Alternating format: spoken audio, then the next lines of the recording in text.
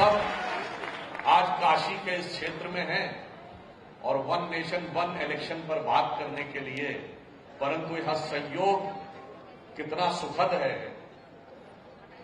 कि काशी जो ज्ञान का क्षेत्र है, और काशी मंथन की बात हो रही थी, काशी से ही वो मंथन निकलता था जिसने मनुष्य जाति के ज्ञात इतिहास का सर्वश्रेष्ठ ज्ञान पूरी दुनिया को दिया, जिसके लिए आर्थर शोपेनहावर जो जर्मन फिलोसफर था उसने लिखा कि मनुष्य का सबसे विकसित मस्तिष्क अगर आपको देखना है, मानव के ज्ञान की पराकाष्ठा देखनी है, तो भारत के आकाश के नीचे आपको आना पड़ेगा।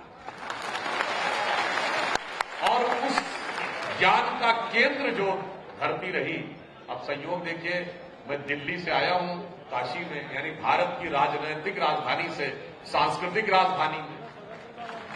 दूसरा संयोग यह है कि मैं रहने वाला लखनऊ का हूं, यानी अटल जी की कर्मभूमि से मोदी जी की कर्मभूमि में आने का अवसर है।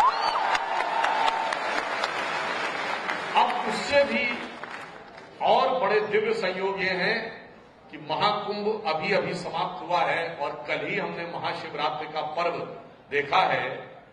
जितने लोगों ने, अभी मयंक जी बता रहे थे कि 97 करोड़ वोटर थे, जितने लोगों ने मतदान किया था उससे अधिक लोगों ने कुंभ में स्नान करके दिखाया।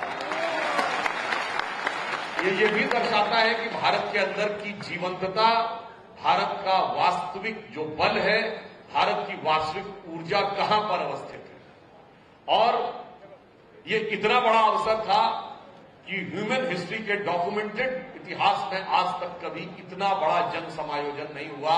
और मजे की बात समझिए, किसी ने बुलाया नहीं, कोई फिल्म स्टार हो, कोई बड़े से बड़ा नेता हो, उसके लिए लोग इतना नहीं आते, अपने आप आए, खुद को कष्ट डालने के लिए आए, खाने पीने मौज करने के लिए नहीं आए। यह दर्शाता है कि पहले भारत को समझिए, नेशन को, और फिर इलेक्शन को समझिए। हमारा नेशन क्या है, कुंभ में जाकर देखा होगा, वैसे आप सब लोग प्रबुद्ध हैं। वेस्ट में जो थॉट प्रोसेस है ना मनुष्य के बारे में, वो कहता है मनुष्य जीवन में क्या प्राप्त करना चाह रहा है। तो एक मार्क्स का थॉट प्रोसेस कहता सब कुछ पैसा, एक बार पैसा संसाधन मिल जाए तो जिंदगी में खुशी खुशी है।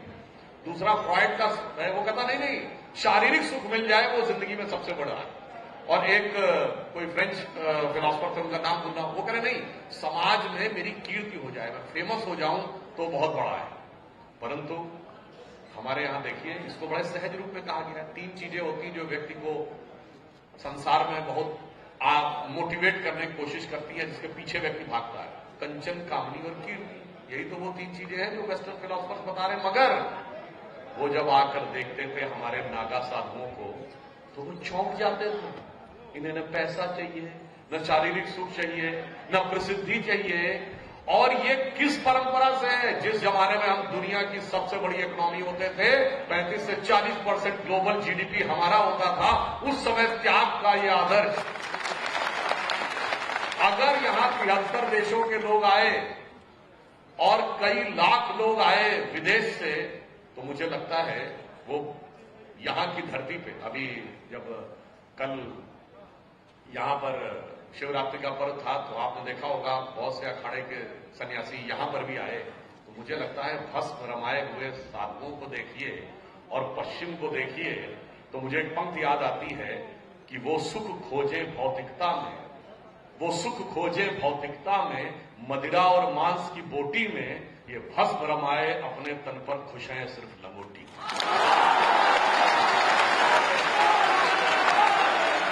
और यहां पर मार्क्स, फ्रॉइड सब फेल हो जाते हैं। ये वो मंथन है जो भारत से निकलता है, दुनिया को नई दिशा देता है। और परंतु ये अवसर इस दृष्टि से और भी अलग है, ये बहुत लंबे समय के बाद आया है। ये आज जिस कालखंड में हम सब जी रहे हैं, ये कुंभ का मेला, लोग कहते हैं 144 साल के बाद आया। नहीं, सिर्फ 144 साल के बाद नहीं आया, 450 वर्षों के बाद आया है। क्योंकि 450 वर्षों के बाद ये पहला कुंभ है जो इलाहाबाद में नहीं, प्रयागराज में होता। ये 450 साल के बाद का पहला कुंभ है जब अक्षयवट किले की दीवार में बंद नहीं है, वो खुला स्वतंत्र है, कोई भी जाकर वहां श्रद्धा से सर झुका सकता है। ये 500 साल के बाद का पहला कुंभ है जब भगवान श्री रामलला विराजमान पूर्ण प्रतिष्ठा के साथ मंदिर में स्थापित है। और अब जिले का नाम फैजाबाद नहीं, अयोध्या है। ये 350 साल के बाद का पहला कुंभ है जब भारत में औरंगजेब के नाम पर बने हुए महाराष्ट्र के एक जिले औरंगाबाद का नाम अब औरंगाबाद नहीं है, छत्रपति संभाजीनगर है। ये एक और दृष्टि से पहला कुंभ है। मैं कह सकता हूं हजारों सालों से कुंभ होता आ रहा है, पर शायद हजारों सालों में भी एक अलग प्रकार का कुंभ और शिवरात्रि आई है। यह अलग प्रकार का कुंभ इसलिए है कि चांद के अछूते कोने दक्षिणी ध्रुव पर पहुंचने वाला भारत दुनिया का पहला देश बना, उसके बाद का यह पहला कुंभ। और उस पॉइंट का नाम प्रधानमंत्री श्री नरेंद्र मोदी जी ने क्या रखा? पॉइंट शिव शक्ति। और यह भी, ये शिव शक्ति का कॉन्सेप्ट कहां से आता है? इसी काशी की धरती से। जब आप नारा क्या लगाते हैं? नमः पार्वती पतये हर हर महादेव। सिर्फ हमारे यहां ही शक्ति की आराधना है। दुनिया की बाकी सारी सभ्यताओं में पुरुष, ईश्वर सिर्फ पुरुष है, स्त्री तत्व का कोई स्थान नहीं है। हमारे यहां शिव और शक्ति दोनों समान रूप से आते हैं।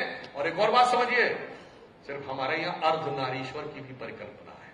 भगवान शंकर अर्धनारीश्वर है, परंतु अंतर क्या है उनकी सोच और हमारी सोच में? उस अर्धनारीश्वर स्वरूप में स्त्री और पुरुष का तत्व किस प्रकार मिलकर इस संसार की रचना करता है, जिसके लिए कालिदास ने रघुवंश के प्रथम श्लोक में लिखा है, वागार्थम संप्रक्तो वागार्थम प्रतिपतये जगतः पितरो वंदे पार्वती परमेश्वर। अर्थात शब्द और अर्थ से मिलकर जैसे कविता बनती है, वैसे ही भगवान शंकर के अर्धनारीश्वर स्वरूप में मां पार्वती और शंकर से मिलकर यह सृष्टि बनती है। बगैर अर्थ के शब्द का कोई तात्पर्य नहीं है, कोई अस्तित्व नहीं है। और अगर अर्थ है तो उसकी अभिव्यक्ति नहीं है अगर शब्द के रूप में ना हो। सोचिए, और ये बात ऐसे नहीं है, ये बात हिंदी में भी कही गई है। निराला ने क्या कहा है? तुम तुंग हिमालय श्रृंग और मैं चंचल गति सुर सरिता, तुम विमल हृदय उच्छ्वास और मैं कांत कामिनी कविता। अब आप ये समझिए, भारत जब इतने बड़े परिवर्तन के बाद आया है, ये कुंभ और या महाशिवरात्रि तो पूरी दुनिया को यह संदेश देती है कि हम दुनिया में किस चीज के लिए आगे बढ़ रहे हैं। तो पहले इस नेशन के स्वरूप को भी समझें, उस पर हम बाद में बात करेंगे, और फिर इलेक्शन के स्वरूप को समझें। जैसा अभी मयंक जी अपने भाषण में बोल रहे थे, मुझे याद है 96, 97, 98 लगातार 98, 99 में एक साल में चुनाव हुए थे। तब अटल जी ने ये वाक्य बोला था कि लोकतंत्र के हृदय की धड़कन है चुनाव, पर अगर धड़कन जल्दी जल्दी दिल धड़कने लगे तो समझिए किसी बीमारी का संकेत दे रहा है। तो ये अपने आप में एक चुनौती। दूसरा, मैं अपना उदाहरण बताता हूं। टीवी पे डिबेट करते हैं, तो जैसे ही कोई हमारी सरकार ने निर्णय लिया, ये तो चुनाव को ध्यान में रख के किया गया है, तो मैंने एक बार एंकर से पूछा, मैंने कहा ठीक है भाई, तो आप ऐसा कोई 6 महीना बता दें जिसमें चुनाव न होता हो। भाई 2024 का चुनाव हुआ, उसके बाद अगले 3 महीने में हरियाणा और कश्मीर, उसके अगले 3 महीने में महाराष्ट्र का चुनाव और झारखंड का चुनाव, वो खत्म नहीं हुआ, दिल्ली का चुनाव, इसके बाद 2025 के अंत में बिहार का चुनाव, उसके बाद आएगा तो असम और बंगाल का चुनाव, 26 के एंड में केरल और तमिलनाडु का चुनाव, 27 के शुरू में उत्तर प्रदेश और गोवा और पंजाब का चुनाव। तो भाई ये तो कोई एक भी आप 6 महीना नहीं बता सकते। और इसका फर्क क्या पड़ता, मैं एक छोटा सा उदाहरण बताना चाहता हूं जिसको समझने की जरूरत है पहले, फिर हम उन टेक्निकल पॉइंट्स पर भी बात करेंगे। देखिए, आज से 40-50 साल पहले, आज चीन हमसे बहुत आगे है, बहुत से दुनिया के देश हमसे बहुत आगे हैं। 1980 में चीन हमसे पीछे था, कोई जाके चेक कर ले। चाइना का फॉरेन एक्सचेंज रिजर्व $2.7 बिलियन था और हमारा $7.8 बिलियन था 1980 में। चाइना ने अपने को खोला 78 में, आगे बढ़ता चला गया। 1987-88 तक हम और चीन बराबर थे। फिर 1989 से 2014 के बीच में क्या हुआ, चीन हमसे बहुत आगे निकल गया। उसमें एक बहुत बड़ा कारण यह था कि 89 से 2014 के बीच में भारत में अस्थिर सरकारों का दौर रहा, गठबंधन की सरकारों का दौर रहा। सही कड़े निर्णय नहीं लिए जा सके और अनेक प्रकार की बाध्यताओं के बीच में निर्णय हो रहे थे। अनेक बार सरकारें एक साल में गिर गई। 1997 का ऐसा वर्ष रहा जब एक वर्ष में 2 बार सरकार गिरी। पहले देवेगौड़ा जी प्रधानमंत्री थे, फिर गुजराल जी प्रधानमंत्री बने और वो भी 97 में समाप्त होते होते चले गए। तो एक बहुत बड़ा कारण था जिसने विकास के उस आधार को बाधित करने का काम किया। 2014 के बाद स्थिर सरकार आई, स्पष्ट बहुमत की सरकार आई, मजबूत सरकार आई, तो उसके बाद कुछ बड़े निर्णय लेने शुरू किए गए और अब जाके हम विकास में आगे आने शुरू हुए। तो one man one nation one election की अगर हम बात करें तो इसके 3-4 डायमेंशन। पहला तो है टेक्निकल, संवैधानिक विषय। दूसरा पक्ष है प्रशासनिक और वित्तीय अधिकार, और तीसरा है इसका राजनीतिक प्रभाव, और चौथा है इसका सामाजिक प्रभाव। अब पहले संवैधानिक दृष्टि से देखें। भाई, जो लोग ये कहते हैं कि वन नेशन वन इलेक्शन संवैधानिक दृष्टि से अनुचित है, तो वो हमारे संविधान निर्माताओं का मजाक नहीं उड़ा रहे। जब इस देश में संविधान बना और संविधान के तहत पहला चुनाव हुआ तो संविधान निर्माताओं ने तय किया था ना कि सारे चुनाव एक साथ होंगे। तो जो कोई ये कहता है कि साहब सारे चुनाव एक साथ नहीं होने चाहिए, तो वो संविधान सभा के द्वारा लिए गए निर्णय, संविधान सभा के मंतव्य का सीधे सीधे मजाक हुआ। और मजे की बात है, कई कौन लोग रहे। 1952 से 67 तक चुनाव लगभग साथ साथ होते थे। उसके बाद गड़बड़ क्या हुई, 68-69 में अंतरात्मा की आवाज जाग गई है। आप सबको याद हो, भारत के इतिहास का इकलौता उदाहरण है। आरोप लगाते हैं लोग कि दूसरे दलों की सरकारें गिरा दी गई, अपनी पार्टी के ऑफिशियल कैंडिडेट को हरवाने का काम यदि किसी पार्टी में हुआ तो 1968, 67 की 69 की शायद बात है, जब नीलम संजीव रेड्डी जी कांग्रेस के ऑफिशियल राष्ट्रपति पद के उम्मीदवार थे। श्रीमती इंदिरा गांधी जी प्रधानमंत्री थी और उन्होंने अपनी पार्टी के राष्ट्रपति के आधिकारिक उम्मीदवार के खिलाफ अपनी पार्टी के सांसदों से कहा कि अंतरात्मा की आवाज पर वोट दो और अपने कैंडिडेट को हरवा दिया। उसके बाद अनेक राज्य सरकारें गिर गई। फिर अंतरात्मा की आवाज ऐसी जगनी शुरू हुई कि धड़ाधड़ सरकारें गिरती नहीं। फिर कोई इधर पार्टी से छोड़ के दूसरे में जाता था, दूसरे से छोड़ के तीसरे में चला जाता था और सरकारें अस्थिर होने का दौर शुरू हो गया, जिसको आप आया राम गया राम को कहते थे, वो विषय शुरू हो गया। आखिर में स्थिति आई कि 80 के दशक में दलबदल विरोधी विधेयक लाना पड़ा, जिसमें 1/3 का प्रावधान। उसके बाद भी चीजें रुकी नहीं, तो फिर ये स्थिति आई कि अटल जी की सरकार में और कड़ा दलबदल विरोधी विधेयक आया। और फिर सिर्फ इतना ही नहीं था। आपको यदि सब लोगों को अगर ध्यान हो, धारा 356 का उपयोग कितनी बार हुआ है, बड़ी बात नहीं है। धारा 356 के थ्रू अपनी पार्टी की सरकार बर्खास्त करने का उदाहरण सबसे पहले नेहरू जी के जमाने में पंजाब की कांग्रेस सरकार, नेहरू जी की सरकार ने बर्खास्त किया।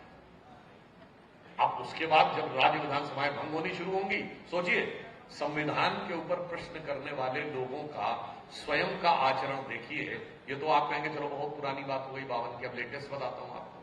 2019 का लोकसभा चुनाव हुआ था, पिछले से पिछले वाला, जिसमें कांग्रेस पार्टी ने अपने मैनिफेस्टो में कहा था कि वो सेडेशन का लॉ यानी देशद्रोह के कानून को समाप्त कर देंगे। मगर 2019 के बाद यदि पहली सरकार कोई किसी राज्य की थी जिसने देशद्रोह के कानून को यूज किया, तो जानते कौन सरकार थी? राजस्थान की कांग्रेस की सरकार। पर वो देशद्रोह का कानून किसके खिलाफ लगाया गया? किसी अपराधी आतंकवादी के विरुद्ध नहीं, वो जोधपुर में सरपंच से जुदा वाले के लिए नहीं, विधायकों के विरुद्ध। किन विधायकों के विरुद्ध? विपक्षी दल के विधायकों के विरुद्ध नहीं, अपनी पार्टी के जो दूसरे गुट के विधायक थे उनके खिलाफ हुआ। ये उन्होंने कानून का प्रयोग किया।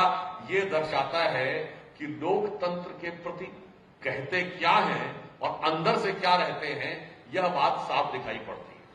अब आप आइए और भी जो टेक्निकल पॉइंट पे कोई कहे साहब ऐसे कैसे हो जाएगा, बीच में अगर सरकार भंग हो जाएगी तो क्या होगा, तो मैं आज बताना चाहता हूं, आज भी ये व्यवस्था है। एमएलए एमपी जो बनता है, यदि किसी कारणवश वह सीट रिक्त हो जाए, कोई एमएलए एमपी इस्तीफा दे दे या उसकी मृत्यु हो जाए, तो जो एमएलए एमपी सेलेक्ट होता है वो शेष कार्यकाल के लिए होता है। ऐसा तो नहीं कहता भाई मेरा 5 साल अब शुरू हो गया, अब तो मैं 5 साल रहूंगा, ऐसा नहीं होता। आप उस बचे हुए कार्यकाल के लिए रहेंगे। मैं स्वयं बताता हूं, मुझे जो पहली बार मेरा 2019 में राज्यसभा हुआ तो श्री अरुण जेटली जी के स्वर्गीय होने के बाद वो सीट रिक्त थी। तो बचे 4 साल थे, मुझे 4 ही साल मिले। तो ऐसा नहीं कि ये व्यवस्था संवैधानिक दृष्टि से देश में है, नहीं, व्यवस्था भी है संवैधानिक दृष्टि से, उसके उदाहरण भी है।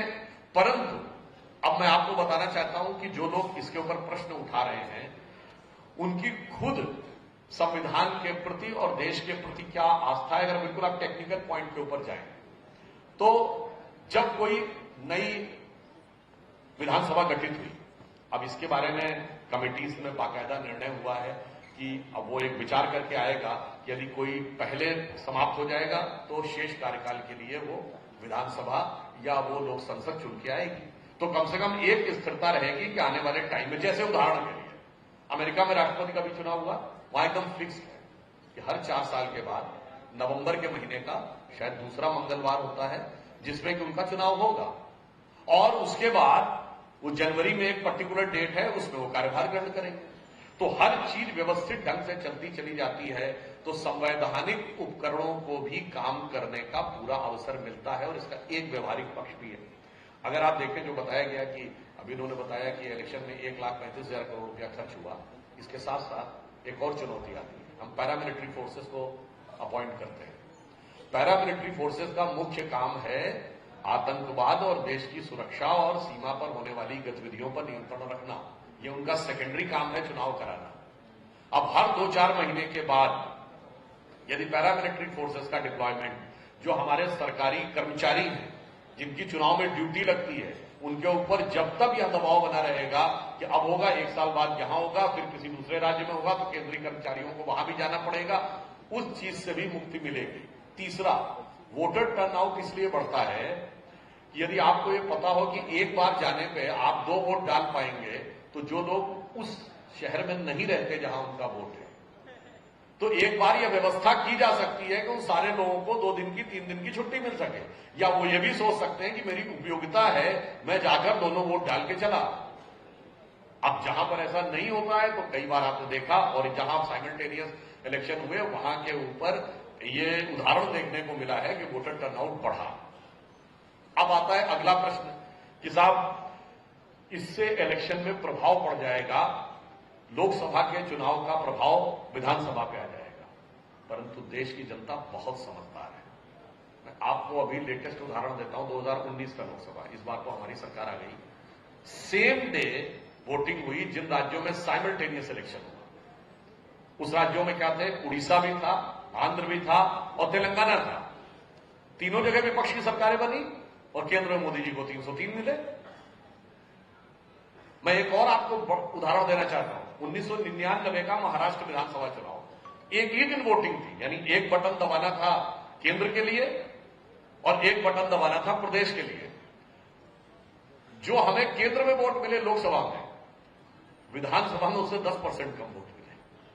तो आप सोचिए, इसका मतलब 10% वोटर ऐसा था जिसने एक ही समय में 2 बटन दबाने थे, पर उसने विचार करके बटन दबाया कि अरे हमारे पक्ष में गया कि इसमें गया, वो एक अलग बात है। अभी मैं आपको उदाहरण देता हूं 2024 का लोकसभा। हमारा घर जो पड़ता है वो लखनऊ पूर्व सीट में पड़ता है, वहां बाई इलेक्शन भी हो रहा था क्योंकि गोपाल टंडन जी की मृत्यु हो गई थी। अब राजनाथ सिंह जी लोकसभा से भी लड़ रहे थे। अब उसी लखनऊ पूर्व विधानसभा में, लोकसभा में हमारी लीड थी 70,000 और विधानसभा में हमारी जीत थी 50,000। इसका मतलब 20,000 मतदाता ऐसा था जिसने एक साथ दोनों बटन दबाए, पर लोकसभा के लिए उसकी चॉइस अलग थी और विधानसभा के लिए उसकी चॉइस अलग थी। तो मुझे लगता है जो लोग ये कहने का प्रयास करते हैं, तो वो भारतीय मतदाता की बुद्धि और विवेक को हल्के में ले रहे हैं। भारतीय मतदाता बहुत प्रबुद्ध है कि उसे कहां किसको कब वोट देना है और कहां किसको कब झटका देना है।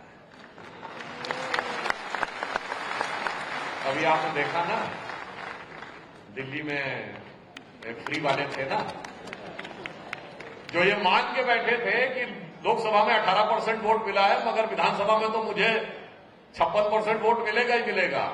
परंतु अभी कुछ ही समय के अंतराल में चुनाव हुए, परंतु ऐसा नहीं हुआ।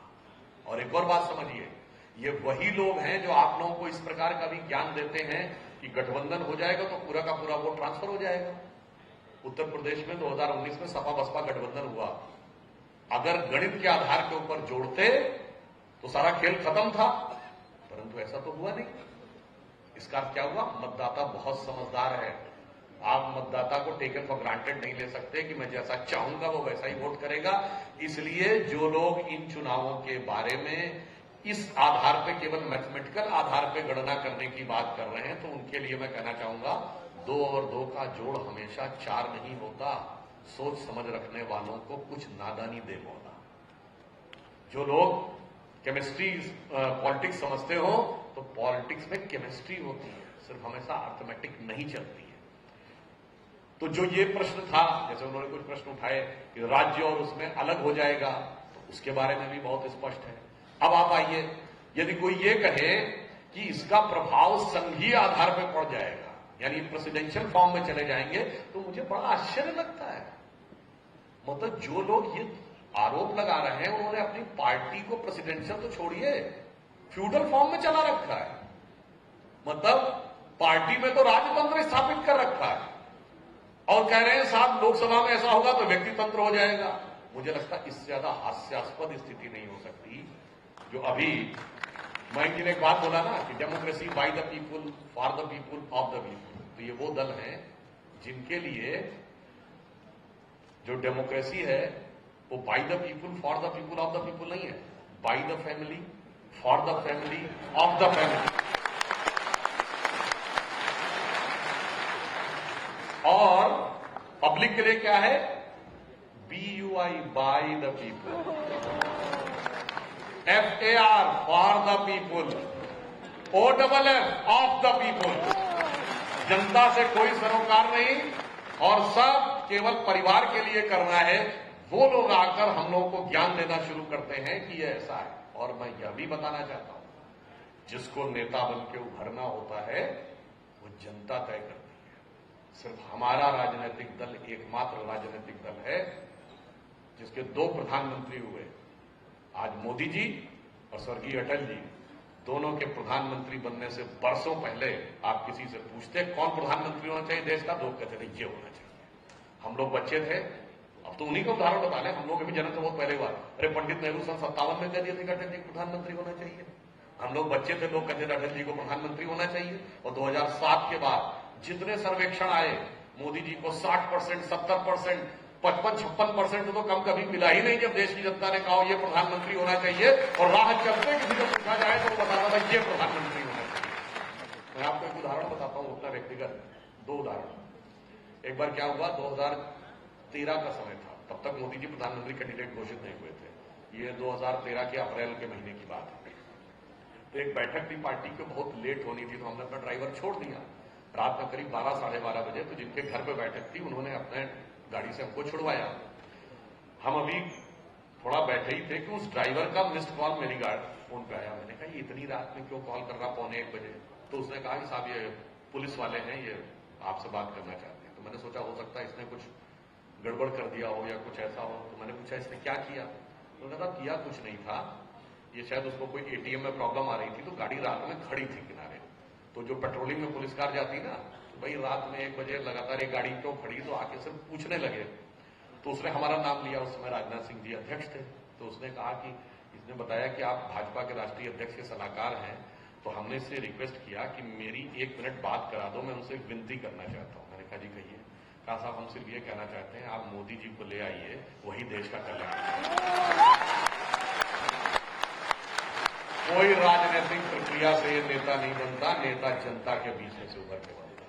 मैं दूसरा उदाहरण आपको देना चाहता हूं। 2013 जुलाई की बात है, तब तक गोवा की कार्यकारिणी हो चुकी थी।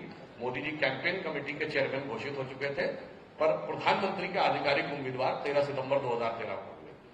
तो एक मीटिंग से निकले हम लोग न्यूयॉर्क में, और न्यूयॉर्क टाइम्स बिल्डिंग में वो मीटिंग थी। तो हम थे, राजनाथ सिंह जी थे और अनंत कुमार जिनकी मृत्यु हो गई, 3 लोग खड़े थे। तो वहां पर क्या होता है, गाड़ी एकदम सामने नहीं खड़ी होती, जैसे गाड़ी अंदर पार्किंग से निकल गया तो मुश्किल से 2-3 मिनट का वक्त, उतनी देर में 3-4 भारतीय आ गए। अब उस समय हमको तो लोग उतना नहीं पहचानते थे, पर राजनाथ जी को सब लोग पहचान गए। कहते साहब मोदी जी को PM का कैंडिडेट बनवा दीजिए। बताइए, न्यूयॉर्क में कह रहा है मोदी जी को PM का कैंडिडेट बना दीजिए। एक मंदिर में गए, तो मंदिर में वो पुजारी पूजा करवाने के बाद क्या कह रहा है, साहब बस मोदी जी को प्रधानमंत्री का उम्मीदवार बना दीजिए, दुष्टों का संहार यही करें। ये होती है नेचुरल वे में। और बाकी जितने प्रधानमंत्री बने भारत के, सबके प्रति पूर्ण सम्मान रहते हुए कहना चाहता हूं, सब पहले प्रधानमंत्री बने, बाद में नेता बने। कोई भी नेचुरल वे में पार्टी का सपोर्ट लेके नेता नहीं बना, प्रधानमंत्री नहीं बना। अभी मैं मनमोहन सिंह जी का सबको पता है, देवगौड़ा जी गुजरात जी का सबको पता है, नरसिम्हा राव जी कैसे बने, राजीव गांधी जी इंदिरा जी की दुखद हत्या के बाद उपजी परिस्थितियों से बने, इंदिरा गांधी जी कैसे बनी, इंडिकेट सिंडिकेट की लड़ाई में गूंगी गुड़िया की संज्ञा के साथ। और जवाहरलाल नेहरू कैसे बने, सारी की सारी कांग्रेस कमेटियां पटेल जी को चाहती थी और वो गांधी जी की कृपा से बने। तो जनता की कृपा से सिर्फ हमारे नेता बने, बाकी सब परिस्थितियों की कृपा से बने, परिस्थितियों की बाध्यता से बने। उन लोगों को समस्या नजर आ रही है, उनको ये समस्या नजर आ रही है, साफ दिखाई पड़ता है कि आपके अंदर का लोकतंत्र किस पार्टी में जीवित है। और एक बार आपको मजेदार बात बताऊं, जो संविधान की बात करते हैं, हमारी पार्टी के संविधान में है कि जो भी राष्ट्रीय अध्यक्ष होगा वो 2 बार के लिए होगा। पर आपको पता है हमारी ज्यादातर जो अन्य राजनीतिक दल है, विपक्षी दल खासकर जो आरोप लगा रहे हैं, इन्होंने अपने संविधान में शी जिनपिंग मॉडल अडॉप्ट कर रखा है। आप कहेंगे शी जिनपिंग क्या? अरे भाई 5 साल पहले शी जिनपिंग ने अपने चाइना के कम्युनिस्ट पार्टी के कॉन्स्टिट्यूशन में संशोधन करवा लिया। वहां भी रूल था कि 10 साल से ज्यादा कोई नहीं रह सकता। उन्होंने कहा 10 साल का बैरियर हटा दो, अब क्या जिंदगी रह सकते हैं। अब बताइए, वो सब शी जिनपिंग मॉडल लेके बैठे अपनी पार्टी में कि जब तक चाहेंगे तब तक अध्यक्ष रहेंगे, और फिर आगे हमको ज्ञान देते हैं कि साहब वो लोकतंत्र बहुत सही नहीं है और व्यक्ति तंत्र बढ़ रहा है। मुझे लगता है इस बात को गंभीरता से लेना चाहिए। दूसरी बात, अब मैं आपको एक गंभीर बात बताना चाहता हूं। आज भारत दुनिया के जिस मुकाम पे आगे बढ़ रहा है, हमें नई टेक्नोलॉजी, नए स्वरूप के बारे में आगे सोचना होगा। इस बजट में आपने देखा न्यूक्लियर एनर्जी मिशन की बात हुई है। स्टूडेंट्स के बीच में 500 करोड़ रुपए के एक एआई मिशन के लिए रखा गया है, जो एजुकेशन के बीच में काम करेगा, एजुकेशन, हेल्थ और एग्रीकल्चर के बारे में। अब हम पहली बार अंतरिक्ष में अपने सैटेलाइट से भारतीय को भेजने की बात कर रहे हैं। यानी एक भारत एक 5G रोल आउट में हम दुनिया के सबसे अग्रणी देशों में से एक हो गए हैं। अगर हमें इस दीर्घकालिक विकास के लिए बात करनी है तो हमें सबका सहयोग चाहिए। इसको पार्टी पॉलिटिक्स से ऊपर होना पड़ेगा। अब अगर साइमल्टेनियस इलेक्शन होंगे तो प्रधानमंत्री जी भी बोल चुके हैं, संविधान में जो परिभाषा है सरकार की, वो क्या है? केंद्र सरकार और राज्य सरकार है। इवन जिसको गवर्नमेंट कहते हैं उसके लिए कहा जाता है central government, means prime minister, central की कैबिनेट और स्टेट्स के चीफ मिनिस्टर और स्टेट्स की कैबिनेट। अगर एक बार चुनाव हो जाएगा, फिर किसी भी दल की सरकार हो, उसे भी पता है ना भाई 4 साल तो ईमानदारी से काम करो, 4.5 साल लग के काम करो, आखिरी के 6 महीने में जो पॉलिटिक्स करना होगा करना। परंतु यदि हर 6 महीने में चुनाव है तो जो भी राज्य सरकार चुन के आएगी वो क्या करती रहेगी कि धूम धूम धड़म धड़ैया रहे, सबसे बड़े लड़ैया रहे, लड़ते रहो केंद्र से, फिर कहते रहो हमें ये नहीं मिला, हमें वो नहीं मिला, विकास पे ध्यान नहीं देना। दूसरा, आप लंबी योजनाएं बना सकते हैं, 2 साल 3 साल की योजना बना सकते हैं। अजय, फिर कुछ लोग ये आरोप लगाते हैं कि साहब एक प्रॉब्लम आ जाएगी, फिर जनता के बीच में लोग सुनेंगे कम। मुझे बड़ा आश्चर्य लगता है, ये वही लोग हैं जो बीजेपी पे आरोप लगाते हैं कि बीजेपी तो इलेक्शन मशीन है। तो भैया अगर आप ये करो इलेक्शन मशीन है तो ज्यादा इलेक्शन होते हैं तो हमारे लिए अच्छा है और तुम्हारे लिए समस्या है। और भैया ये तो वो लोग हैं जो चुनाव के बाद जब तक विदेश में जाकर गायब हो जाते हैं, 2 महीना छुट्टी मनाने के लिए, तुम्हारे लिए ज्यादा अच्छा है। एक बार चुनाव होगा उसका 7 लोग छुट्टी मनाओ, 2 साल छुट्टी मनाओ, कौन पूछने वाला है? यहां पे फिर देखिए, तो जो वो टेक्निकल पॉइंट उठा रहे हैं कि साहब जनता के बीच में कम प्रभाव पड़ेगा, इसका मतलब उनके दिल में ये भावना रहती है कि जब तक दबाव नहीं होगा उनका एमएलए एमपी काम नहीं करेगा। भारतीय जनता पार्टी और मोदी जी के नेतृत्व में जो हमारे कार्यकर्ता हैं, जो हमारे विधायक हैं, हमारे माननीय मंत्री और विधायक यहां बैठे हुए हैं, अहरनिश जनता की सेवा में लगे रहते हैं। वो इस बाध्यता में काम नहीं करते कि चुनाव होगा तो काम करेंगे या चुनाव नहीं होगा तो काम नहीं करेंगे। और एग्जाम्पल देखिए, हमारे प्रधानमंत्री ऐसे हैं जिन्होंने 10.5 साल हो गए 1 दिन की छुट्टी नहीं ली। यानी मूल प्रेरणा यह है कि निरंतर काम करते रहना है, जिसके लिए पॉलिटिक्स एक मिशन है वो काम करेगा, जिसके लिए प्रोफेशन है वो छुट्टी मनाने लगेगा। तो जो लोग ये कहते हैं कि अगर 5 साल में एक बार चुनाव होगा तो लोग छुट्टी मनाने लगेंगे, इसका मतलब उनके लिए पॉलिटिक्स एक प्रोफेशन है। और हम मोदी जी के उस आदर्श को मानते हैं जिसमें पॉलिटिक्स एक मिशन है, जो उस भाव से प्रेरित है कि तन समर्पित, मन समर्पित और यह जीवन समर्पित, चाहता हूं देश की धरती तुझे कुछ और भी दूं। और वो आगे कहते हैं स्वप्न अर्पित, प्रश्न अर्पित, आयु का क्षण क्षण समर्पित, चाहता हूं देश की धरती। अब आप आइए, कॉन्स्टिट्यूशनली जो ये लोग विषय उठाते हैं तो देयर आर सर्टेन फैक्ट्स कि इस विषय की सबसे पहले बात 1962 में हुई। चुनाव आयोग ने 1983 में ये बाकायदा रिपोर्ट दी कि एक साथ इलेक्शन होने चाहिए। 1989 में राजीव गांधी जी के समय में लॉ कमीशन की रिपोर्ट आई। उसके बाद हमारी सरकार के समय में 2015 में एक रिपोर्ट आई और अब जो नई कमेटी बनाई गई उसने अपनी रिपोर्ट दी। तो कोई ऐसा नहीं है कि ये कोई एक नई और एक अलग प्रकार की चीज निकाल के रख दी गई है जिसकी वजह से उनको कोई समस्या नजर आती है। अब यहां पर हम एक बात और कहना चाहेंगे, इसको थोड़ा दूसरे दृष्टि से देखिए। वन इलेक्शन का विरोध वही लोग कर रहे हैं जो वन नेशन का भी विरोध कर रहे हैं, जो कहते हैं भारत तो एक देश था ही नहीं। कोई कहता है 22 नेशनलिटीज का प्रतीक था, तो कोई वो याद है आपको वो उनके भारत के चिर युवा नेता के जो स्ट्रेटेजिक गुरु हैं अंकल सैम, उन्होंने क्या बताया? उन्होंने कहा कि जी उत्तर भारत वाले तो यूरोप से आए हैं, पश्चिम भारत वाले तो चीन से आए हैं, पूरब भारत वाले चीन से आए हैं, पश्चिम भारत वाले अरब से आए हैं, दक्षिण भारत वाले आए हैं अफ्रीका से। जिनकी ये सोच है, जो इस देश को वन नेशन नहीं मानते, वन इलेक्शन का विरोध करें, जबकि फैक्ट ऑफ द मैटर क्या है? अभी आपने देखा होगा कि जो हमारे इंडोनेशिया के राष्ट्रपति आए 26 जनवरी को, प्रबोवो सुबियांतो मुख्य अतिथि थे। वैसे आपको पता है कि प्रबोवो सुबियांतो का वास्तविक अर्थ क्या? ये विशुद्ध संस्कृत का शब्द है, प्रभाव शुभांत, जिसका अंत तक प्रभाव शुभ बना रहे वह प्रभाव शुभांत है। और आपको शायद बहुतों को ना पता हो, इंडोनेशिया की कैपिटल क्या है? जकार्ता। जकार्ता का प्राचीन नाम क्या है? जयकर्ता। प्राचीन काल में इंडोनेशिया में 2 प्रोविंसेस थे, जयकर्ता और योगकर्ता। आज भी जकार्ता के बगल का जो प्रोविंस है, जाके नेट पे चेक करिएगा, उसका नाम आज भी एज इट इज योगकर्ता ही है।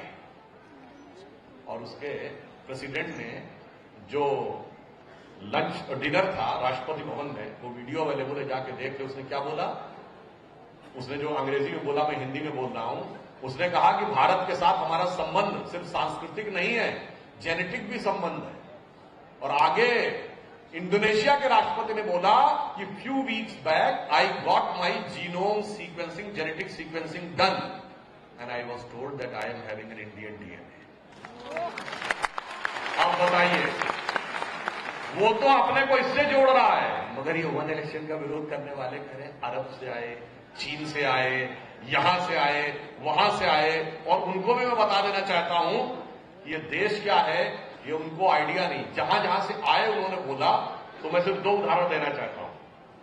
चाइना के एक बहुत बड़ा, आप वैसे बात मैं पहले बोल चुका हूं, शायद आपको पता हो, एंशियंट चाइनीज में भारत का नाम जानते क्या है? एंशियंट चाइनीज में भारत का नाम है ट्यांगजू, TINZHU। ये जो जाऊ वर्ड होता है चाइना में, वो भारत में जैसे पुर शब्द होता है, कानपुर, नागपुर, जयपुर, पुर की तरह होता है। जाऊ मतलब सेंटर, और TIN, ट्यान का अर्थ होता है हेवन। ट्यान जाऊ मतलब स्वर्ग का केंद्र। ये कौन मान रहा है? चीन वाले हमको। एंशियंट जापानीज कहते हैं भारत को टेनजुक, मतलब स्वर्ग का केंद्र। और एक जगह मैंने सुना था बचपन में एक लेक्चर में कि चाइना के चेयरमैन माओ जब पहली बार नेहरू से मिले तो उन्होंने नेहरू से कहा कि you know what is the ancient belief in our country regarding your country. तो नेहरू ने पूछा क्या? तो ये माओ ने कहा कि in our country and in China the ancient belief is that if somebody wants to get out of the cycles of birth and rebirth, he has to be born in India. ये हमारे यहां के लिए। जब Ahmad Sukarno Indonesia के पहले राष्ट्रपति आए और उन्होंने गंगा जल की गिफ्ट में मांग की, तो पाकिस्तान के विदेश मंत्री ने कहा क्या कह रहे हैं आप, मुस्लिम देश होकर आप गंगा जल मांग रहे हैं। तो अहमद सुकर्णो ने, ये 26 जनवरी 50 को हमारे पहले गणतंत्र दिवस के चीफ गेस्ट वो थे, इंडोनेशिया के राष्ट्रपति, और उनकी स्थिति ऐसी जैसे हमारे यहाँ गांधी जी की स्थिति। तो अहमद सुकर्णो ने कहा, by change of circumstances we have changed our way of worship but we can not change our forefathers. अब आइए, जिसको आप अरब कहते हैं, उसमें इब्न तबरी, इब्न अल खल्दून, ये 10वीं शताब्दी के आसपास के कई अरब राइटर्स हैं जिन्होंने अपने जो आर्टिकल्स लिखे हैं, कुछ न कुछ पोर्शन उन्होंने भारत को समर्पित किया है। और इब्न तबरी और इब्न खल्दून ने लिखा है, when I look towards India I feel a cool breeze of knowledge coming to me. अब बताइए, अरब ये सोचता था, चीन ये सोचता था, और मगर ये लोग हमको बताते हैं कि साहब हम उनसे प्रेरणा लेते थे। इसलिए जो प्रधानमंत्री जी ने कहा है कि ये अमृत काल है, और इस अमृत काल में जो 5 प्रण बताए हैं, नंबर 1 भारत को विकसित राष्ट्र बनाना है, नंबर 2 गुलामी की मानसिकता से अपने को मुक्त करना है, नंबर 3 अपनी विरासत पे गर्व करना है, और नंबर 4 इसके लिए हमको कर्तव्य करना है, और 5वां है कर्तव्य सामूहिक रूप से करना है। तो ये गुलामी की मानसिकता की सारी बातों को छोड़ना होगा। विकसित भारत का लक्ष्य 1 नेशन 1 इलेक्शन के द्वारा होगा, 1 इलेक्शन के द्वारा होगा, और गुलामी की मानसिकता जब छूटेगी तो 1 नेशन क्या है यह समझ में आएगा। उसके लिए मैं आपको याद दिलाना चाहता हूं, इसी संदर्भ में हम लोग जब बच्चे थे, राजीव गांधी जी के जमाने में, शायद जो पुराने लोगों को याद होगा, टीवी के ऊपर एड चलता था, एड के बाद एक शेर सुनाया जाता था, सरजमीने हिंद पर अक़वाम आलम के फिराक काफिले बसते गए हिंदोस्तां बनता गया। तो हम कोई सराय थे कि काफिले बसते गए हिंदोस्तां बनता गया ना, ये हमारा नेशन ये नहीं था। आप सोचते होंगे कि ये नेशन था, हमारा नेशन क्या था, आपकी इसी काशी की धरती के बहुत बड़े कवि हुए जयशंकर प्रसाद जी, उन्होंने जो अपनी कविता लिखी उसका पहला छंद पढ़िए, वो भारत का नेशन था, ये उसका उसमें स्पष्ट उल्लेख है कि हिमालय के आंगन में प्रथम उसे किरणों का दे उपहार, उषा ने हंस अभिनंदन किया और पहनाया हीरक हार।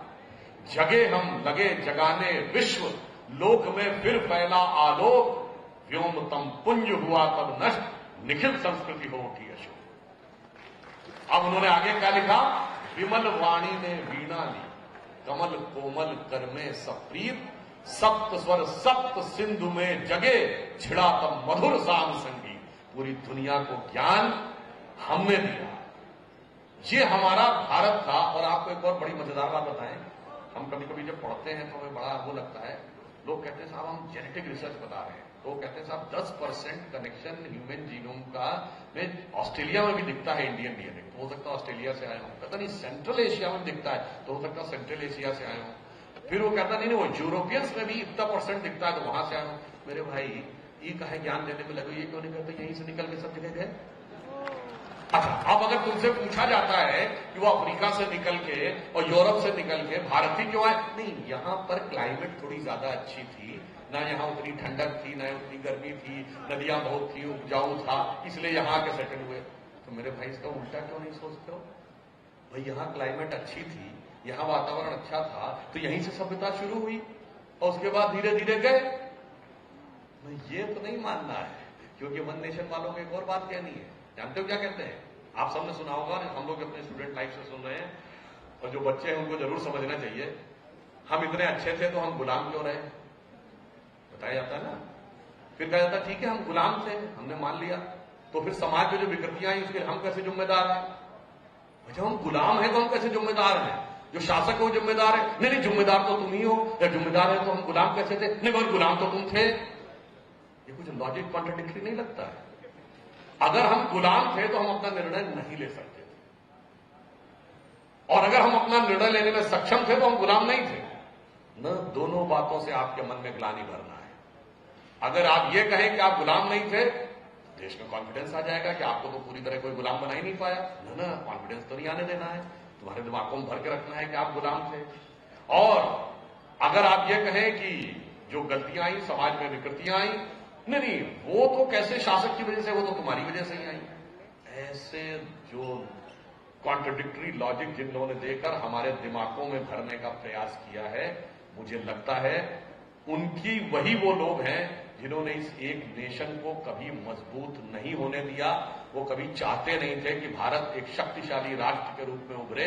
जो भारत की मूल प्रेरणा शक्ति है उसको वो मान्य नहीं देना चाहते थे।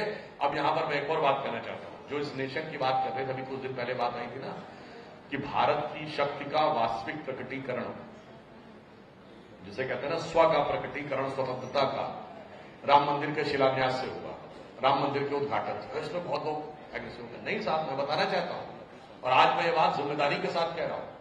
देखिए, हमें स्वराज्य मिला 1947 में, स्वतंत्र नहीं मिला। आप में से बहुतों ने वो कश्मीर फाइल फिल्म देखी होगी, उसमें एक डायलॉग है ना, गवर्नमेंट उनकी है पर सिस्टम हमारा है। राज्य हमें मिला था, तंत्र पर विदेशी प्रभाव बहुत गहरा था और आज भी हमारी तंत्र ऐसा जिसमें हमने मानसिकता पर विदेशी प्रभाव रखा है। मैं जो लोग हमसे पूछते हैं कि साहब आपने ऐसा कैसे कह दिया, तो आप उस व्यवस्था के बारे में आक्षेप कर रहे हैं, तो मैं उनसे पूछना चाहता हूं, 15 अगस्त 47 को हम आजाद हुए थे, तो 30 जून 48 तक माउंट बेटन यहां क्या कर रहे थे? 1 साल बाद तक। और आपको पता है भारत का आर्मी चीफ कब तक अंग्रेज रहा है? 1949 जनरल फ्रांसिस रायबूचर। आपको पता है भारत का एयरफोर्स चीफ कब तक अंग्रेज रहा है? 1954 गेराल्ड गिब्स। भारत का नेवी चीफ कब तक अंग्रेज रहा है? 58 स्टीफन कार्लाइल। और आपको पता है 1972 में जब अमर जवान ज्योति बनवाई इंदिरा गांधी ने, उससे पहले जिस इंडिया गेट के नीचे सलामी देते उस पर सिर्फ उन ब्रिटिश सैनिकों के नाम लिखे हुए थे जिन्होंने फर्स्ट वर्ल्ड वॉर में ब्रिटेन के लिए जान दी, यानी हम उनको सलामी दे रहे थे। और आपको पता है कि किंग जॉर्ज की मूर्ति इंडिया गेट पे कब तक रही है? 68। आज की पीढ़ी को नहीं ध्यान होगा, 1977 तक भारत के केंद्र सरकार की सारी परीक्षाएं सिर्फ अंग्रेजी में होती थी, सिर्फ और सिर्फ अंग्रेजी में। क्या यह गुलामी का कैरिड ओवर इफेक्ट नहीं था? मैं विनम्रता से पूछना चाहता हूं, यह स्वतंत्र था क्या? और मैं पूछना चाहता हूं, आप में से बहुतों को पता होगा, अंग्रेजों के जमाने में एक परंपरा थी कि भारत का बजट शाम 5 बजे प्रस्तुत होता था, क्योंकि लंदन में 11:30 बज रहे होते थे। वो अपने समय के हिसाब से चलते थे क्योंकि आप उनके गुलाम थे। और ये परंपरा भारत में कब तक रही है? 1997 अटल जी की सरकार में आके चेंज हुआ, हमारा बजट 11 बजे आना शुरू हुआ है। मैं पूछना चाहता हूं, ये स्वतंत्र था क्या? अब आइए, पहले हमारा बजट 1 मार्च को आता था, अब याद करिए क्यों? लंदन में या इंग्लैंड में मार्च के महीने से बर्फ पिघलनी शुरू होती है, तो कामकाज शुरू होता फरवरी के एंड से, क्योंकि जनवरी फरवरी बहुत ज्यादा ठंडे होते हैं, बर्फ जमी रहती है। हमारे यहां तो मौसम का उससे कोई कनेक्शन नहीं। हमारा मौसम तो यह कि जून के महीने में मानसून आ जाता है, तो हमारा जो धन का आवंटन होना चाहिए वो ऐसा होना चाहिए कि मई तक आते आते सबके हाथ में पहुंच जाए। तो 1 मार्च की बजाय 1 फरवरी को आना किसने शुरू किया? मोदी जी की सरकार। अब आप बताइए, ये गुलामी की मानसिकता का प्रभाव था या नहीं था? इसीलिए कह रहे हैं, मैं विनम्रता और चुनौती से पूछता हूं, स्वराज्य तो था, स्वतंत्र था कि नहीं, ये तो बताओ। उस तंत्र की अभिव्यक्ति। और मैं उनसे यह भी कहना चाहता हूं, भाई अगर आपको लगता है तो गांधी जी ने राम राज्य का संकल्पना दी थी कि भारत का जो राज्य होगा वो राम राज्य होना चाहिए, और हे राम शब्द उनकी समाधि पे लिखा है। मैं अपने विरोधियों से पूछना चाहता हूं, जब तक राम सीखों के पीछे थे तो क्या स्वराज्य के साथ स्वतंत्र था? नहीं। जब राम गुलामी के ढांचे में थे तो गांधी की समाधि पे लिखा राम स्वतंत्र था? नहीं। गांधी की समाधि पे लिखे हुए राम प्रतिष्ठित हुए हैं 2024 में जाके 22 जनवरी को। तो अगर कुछ भी कहा गया है तो गलत नहीं है। इसलिए गुलामी की मानसिकता से बाहर निकलिए। और मैं इसलिए कहना चाहता हूं, ये जो दौर है, इस समय जितने हमारे दिमाग में निगेटिव चीजें लाके भरी जाती हैं समाज में, आपस में एक दूसरे को लड़ाने के लिए, हम एक उदाहरण यहां पे और भी जिम्मेदारी से कहना चाहते हैं। काशी इतना बड़ा केंद्र रहा है ज्ञान का, और यहीं पर भगवान बुद्ध ने सारनाथ में धम्म चक्र प्रवर्तन किया था। सबसे पहले अपने 5 शिष्यों को उन्होंने उपदेश दिए थे, और लोग आज आकर आपस में लड़ाने का प्रयास करते हैं। तो मैं उनसे पूछना चाहता हूं, मेरे भाई, अभी बताइए, कुंभ में भूटान नरेश आए थे कि नहीं नहाने? और भूटान क्या है? बुद्धिस्ट देश है।